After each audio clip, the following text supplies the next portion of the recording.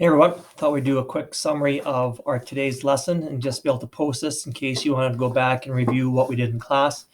To begin with, what we started off with this idea that we have a metric system because there was just too many ways to measure and they needed a standard way of doing it. And then in the 1950s and 60s, scientists got together and really solidified what the metric system was.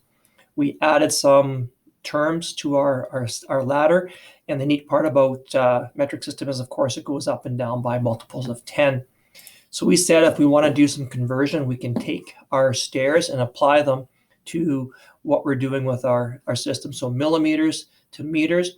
Millimeters to meters is going up 3 stairs. Up 3 stairs means divide. Going up, divide by 3 stairs. So divide by 10 by 10 by 10, or divide by 1,000. Centimeters to millimeters is going down a step. When you go down a step, we multiply by 10, only going down 1 step, so it's 75 times 10 is 750. And then the same thing works for all of our questions. If I'm going to go from centimeters to kilometers, how many steps am I going up? And that's how many times I divide by 10. So I went up 5 steps divided by 5 tenths. Kilometers to meters, 1, 2, 3 steps going down, times by 10 3 times, or times by 1,000. 0.25 times 10 times 10 is 250. So that's kind of converting it in the metric system, nice and easy to work with. When we're talking about imperial system, not so nice to work with because nothing ends up being nice fractions. So that's why ratios are so important to us. Question number 1 here is about feet to inches, inches to feet. So everything is in that ratio of 1 to 12. It's just a matter of whether you're solving for feet, whether you're solving for inches. Set up your ratio and cross multiply, just like you did with currency when you're working in your money problems. Okay, so we gained 72 inches. Inches on the bottom, 72 times 1 divided by 12. 8 feet. 8 feet is on top, 1 foot's on top, 8 times 12 divided by 1. Then we moved on to other questions that have kind of 2 parts to them. You got a foot part that needs to be changed to inches. So that's just like you did in question number 1. 6 times 12 divided by 1 using your ratio.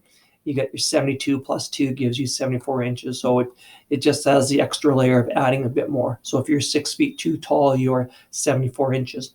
If you're 5 feet tall, you'd be 60 inches. 5 feet 5 times 12 is 60. And then 5'7" means 60 plus 7, you're 67 inches tall. Question 3. A little bit different here. Question 3, you're still using the ratio because you want to change inches to feet. So it's still the 1 to 12. The challenge now, though, is that you don't have whole feet. You got part feet. But what we recognize is that we have 2 whole feet.